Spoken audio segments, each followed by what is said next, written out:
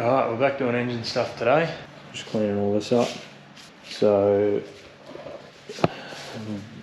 Jason, the absolute legend that he is, dropped off a care package for us. So I've got full gasket kit, new head gasket, bearings, rings, head bolts, pretty much everything I need. Absolute legend. He's given me, rags and just consumables, caro, shit that I need to sort of clean this all up and get it ready to put back together. So cleaning it, I'm just using a bit of caro and some scourer pads. Once I get that done, I'll do the sump and all that. The crank has just arrived into Mackay depot, so we're going to head into town about midday and grab that. And hopefully we'll do some measuring and that. So he's dropped off all his micrometers and everything, so we can measure everything accurately before we put it back together. But we should be bolting shit back on tonight, hopefully.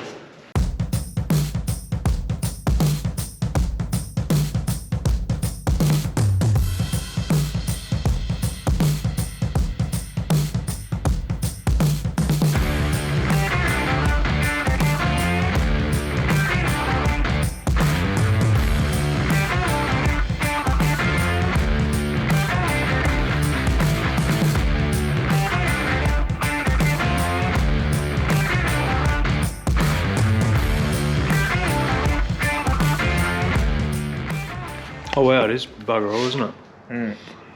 It's hard to see. Yeah, it's probably not going to focus on it. Well, just checking the, what do you call these? Oil clearance? Your clearances. Yeah. Bearing clearances. Plastic gauge. Do you need torque specs or? Yeah, torque specs on that one.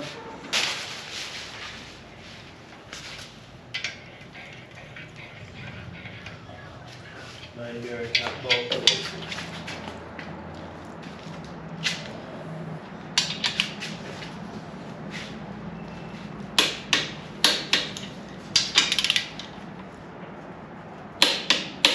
You always do the double click? Yeah. 70.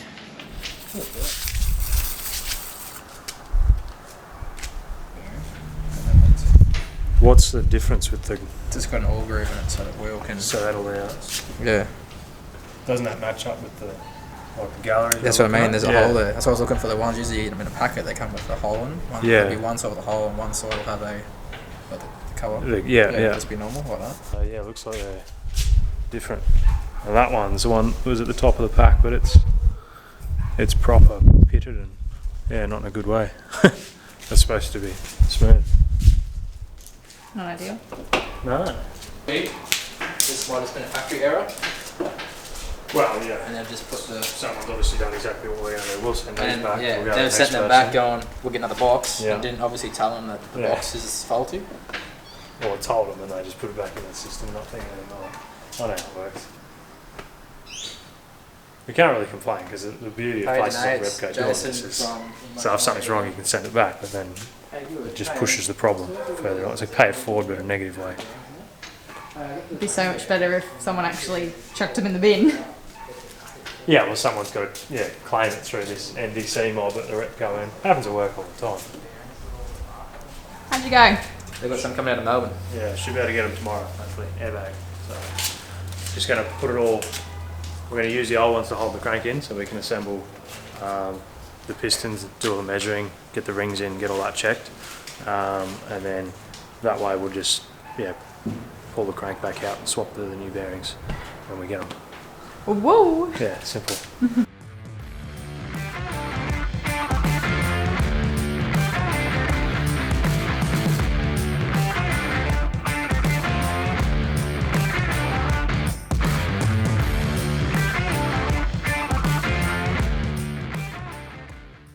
Given these are doing the cleaning, let's give them a bit of a wipe. Because what we're going to do is we're going to put a ring into each. Yeah, knock it in. And we're just going to knock it down a little bit. So usually I get a piston, and then we can just push it down so far with each piston. Yep. And get an accurate reading. And you do that on each cylinder? Yeah. And we're sump plug. Sump plug, yeah, you got to get out there. Just put them in there and you squeeze pretty much. Oh, Yep. Yeah, sort of hold it up. Yeah. A bit more, yep. That's a cool little thing. Top ring, and then you got that one.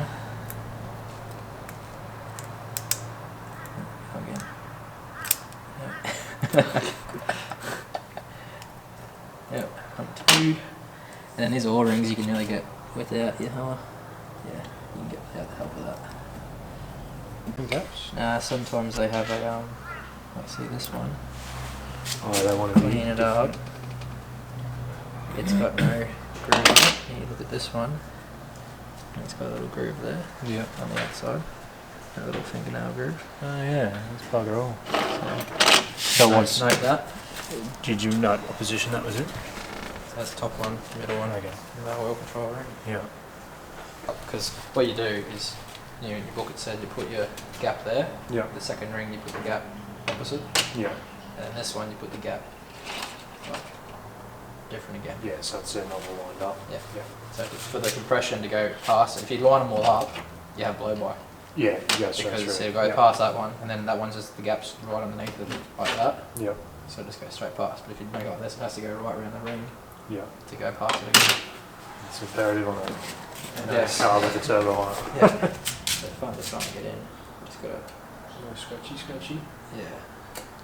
Just gotta push them in a little bit. And see they compress. Yeah. That gap goes down to Yes, that's bugger all, eh? Yeah, so what we want to do now is we want to get the piston ring level. Just So it's the easiest way nice to and do it seated. is to push it down. And then you just sit we'll go down to probably the second ring. Yeah. That way it's sitting, that's pretty level there. Yeah, it's good on that side. You know the ring's the same. Yeah, height so that's all uniform. Here we go. This is the ring gap clearance. So what we were just doing there, the gaps where the rings are, come together, yeah. It says at 0.25 of a mil to 0.5, but then at the bottom it says it's excess. So what it's trying to say is excessive gap isn't critical. So like if it's got a little bit too much, yeah. it's okay. It's only if you haven't got enough. If, Because when it heats up, it'll just touch each other. The rings will touch. Or Right. the ends will touch. Okay. And then it'll snap. and then there's no, yeah. Yeah, there's nowhere for There's it nowhere to go. because it has to be about to expand. Yeah. So 0.45. We'll get rid of them. So we're definitely within the tolerance. We're at the upper end, but within spec. Yep. Which is good. Because usually when you have a boosted car, you Yeah. need it to be a little bit bigger on the top end. You want a bit more room. Yeah. Because boosted cars run a bit hotter. Okay. And Yeah. rings get closer together. Yeah, makes sense. This does get pretty hot. This I thing. can imagine, I've seen you driving, you've got a heavy foot. And it's all the cooling radiators it has in it. Hence why I was never allowed to drive it, because I was the lead foot. And since you've been driving it, Oh, look what's happened! Down at the bottom of the stroke, which is that mark you can see down there, you see the piston doesn't go any further down past there. So I reckon if we just go down to, even if we go down to the skirt height, just like that, flush it up, flush on both sides. yeah, Pretty much right down there. close, yeah. Yeah, it's a bit tighter, eh? A bit tighter, go to a different one. It's 0.406. 406. 406, yeah. Yeah, so we're in That's spec. right. So we've So got it's 0.5 and 0.5 is above 0.25. 0.25. Yep. So we're going to do this for all the rings. Yep. So cool. Now we know that one's happy. What I usually do is I'll line it up. Put it over here somewhere. Pull that ring out. I'm going to put it into that third ring. Usually you get the vice makes it a lot easier, so I'll be your vice. Maybe been the last 2 months. Yep.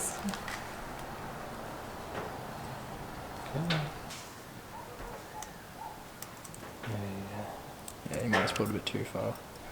It's designed to sort of spring out a little bit. Yeah. So note where that is. Yeah. And then what you want to do is you want to put this opposite it. And some of these, the markings go to the top. So see how it's got a little mark. Ah, yep, That goes to the top. So put that in your. Now, you want to put your marking. I've got it lined up with the pin here. Oh dear. Yeah, put it on here first. Put it on top.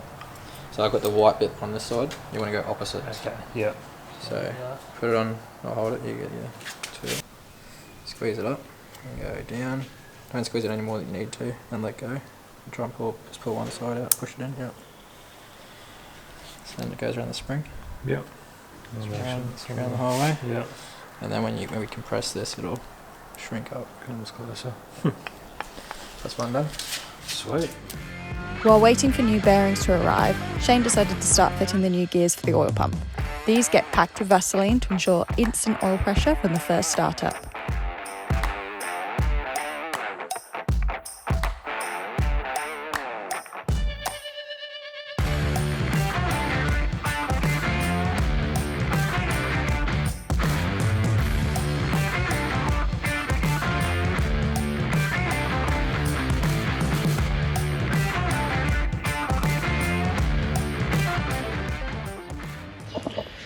So when I first got this engine reconditioned, I probably only did maybe 10-15,000 k's and the front main seal was leaking, and I've just put this housing back on. See, that just kinked a little on it, just as I slid it on, and that was pretty gentle. So I'm guessing that's what happened the original time, but you know, the first time it was rebuilt. But yeah, it just sort of shows how easy that can happen. So I'm just going to gently poke it back into place, make sure it's seated properly before I start bolting it all up.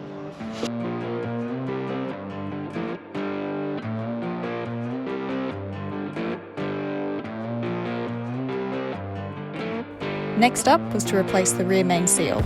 This wasn't totally necessary, but it came in the gasket kit, so Shane figured he may as well do it anyway.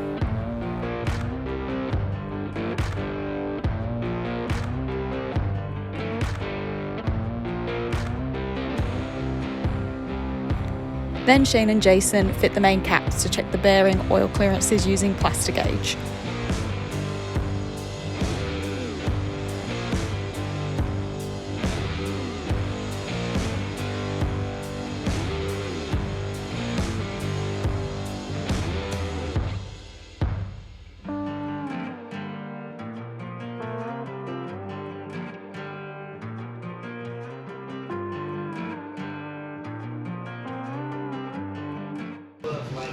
Alright, now I want to do it all reverse order.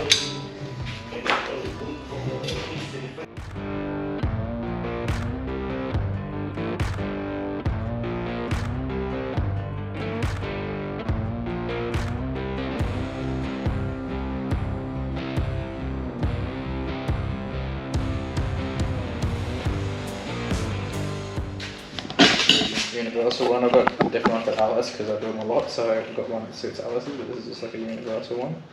Just gotta put it over the top, and you pretty much just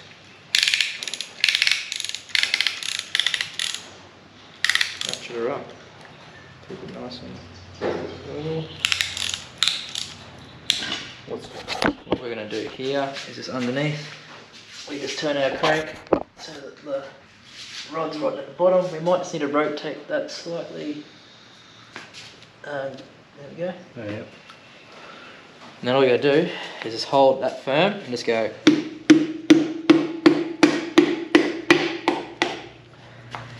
See there, we got a bit tight. Yep. So I reckon we're sitting on a ring right there now. So what we need to do is we just have a quick look at it. You just go all the way and don't force it, you'll break a ring. Yeah. Is it sitting on that? Yeah, so you gotta get dead level. Yeah. Which, yeah, so we had the rings in. We can get this because we got that ring started, Nelly. Probably Yeah, sitting on that. It's yeah. sitting on that ring there. Yeah. So just need to push it back up slightly. Hang on to that. With the first ring in, that's a good start. Alright, so remember our top ring is going that way, and that ring, they're pretty much opposite each other, which is great. So I'll put that back over the top, and this has got to sit like dead level too, so open up, bugger up. Go, try and get one more click out of it. Yep, alright. Just straighten that up, turn it back a little bit, and we'll give it up. Let's release it with this one. looking at that, we've actually got it in there. It was just Yeah, this nice. stuck. So Yeah. what we'll do now is we'll sort of rotate the engine halfway. Or even if you would tap it, we can probably even do it like this. Just like It's got line it up. Yeah, we've just got to guide it onto there. So just give it. You grab the hammer, give it taps. Yep. Keep going. Keep going. Keep going. Yep. Boom. No worries. So what we'll do now is we'll probably do number 4 at the same time because they're both on the same spot. Yep. So we'll instead of rotating the engine around all the time, we'll keep. Oh yeah. Yep. Happening. Yeah, just drop it in there.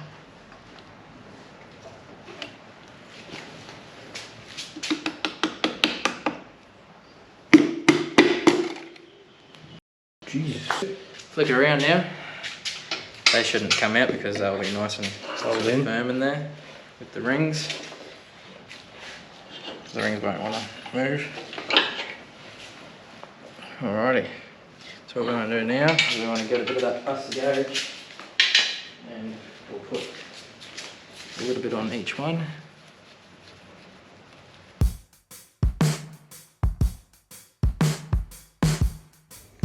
This same process is then repeated with the conrod bearings.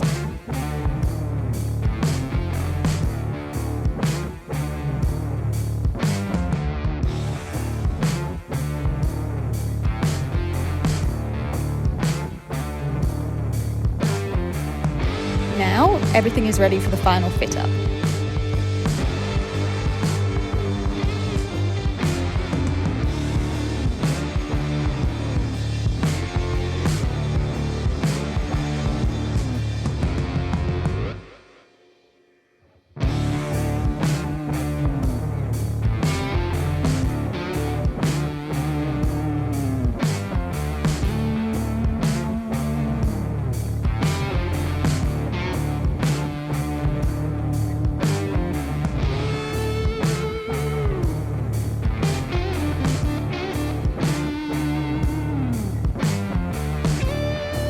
Once the block is reassembled, the head can be refitted using new head bolts.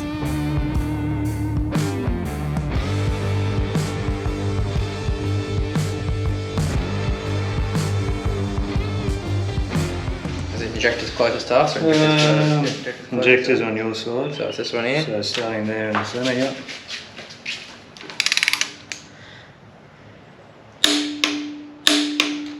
This one. Yep.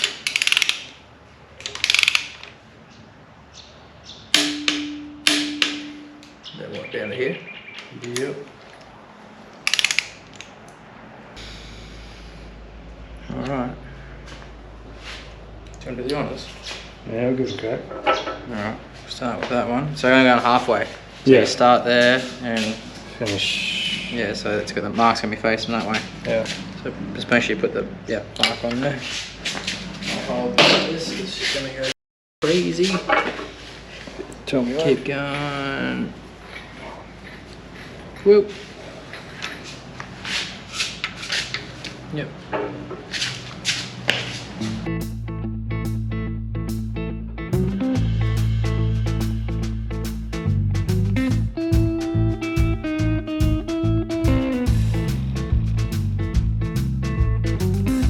Now that the head bolts are torqued and angle torqued, we can now refit the manifolds and bolt-on accessories.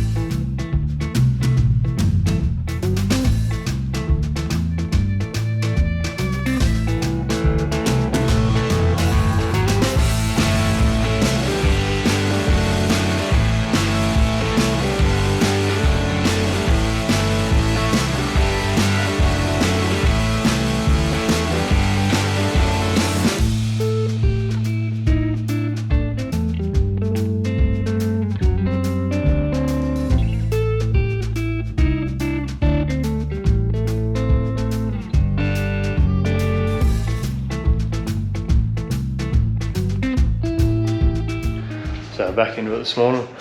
Smashed out a fair bit last night, so, or yesterday I suppose. Yeah, we're on a bit of a mission, just getting shit done. So turned out really well. Yeah, I'm to the point where I'm going to start dropping it back in a minute. So bolted on pretty much all I'm going to. Just chuck it back on the crane, put the flywheel and the clutch on, and then she'll go back in.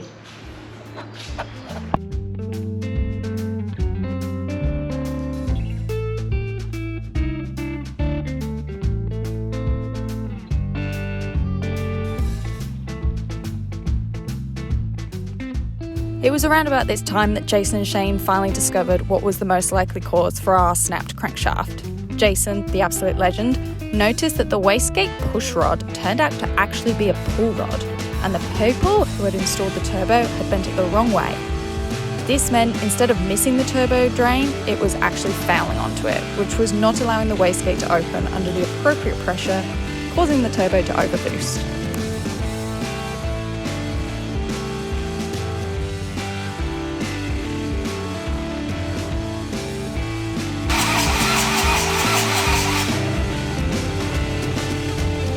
Once all the fluids, etc. have been refilled, the engine gets cranked with the injector lines open to prime the lines and to check for oil pressure.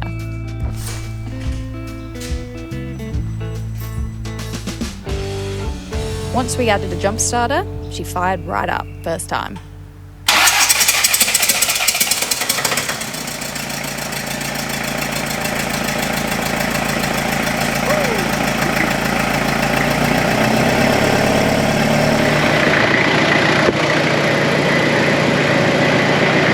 She's running pretty well. It's only a second start, so take it for a burn, run it in a bit. So I've only got run-in oil in it at the moment, which is really thin, just to get rid of all the excess crap, Vaseline and anything foreign that's in there throughout the rebuild, considering it was done in a dusty shed, not a proper place. So just got to keep an eye on the oil pressure, make sure it doesn't drop too low. It's sitting at 55 now, which is probably a little bit lower than it would be at this RPM, but it's fine. It's not anything to worry about. I'm just going to go for a bit of a drive, just vary the revs, just load it up a little bit. Pull over, make sure there's no oil or coolant spraying around anywhere. Also haven't really bled the radiator too well, so I'm just keeping an eye on that water temp as well. It's definitely nice to be driving it again. So I'm nearly back now. It's a very slight coolant drip just from one of the heat hoses, and it sounds like a gasket's leaking a little bit somewhere. Just a little bit of spitting. I'll let it cool down a little bit and I'll drain out this other oil and yeah, just go and tighten some things up, but it seems to be pretty good. Anyway, I'll keep driving. If I see you again, there's probably been a problem, so let's hope it doesn't happen. It should be sweet.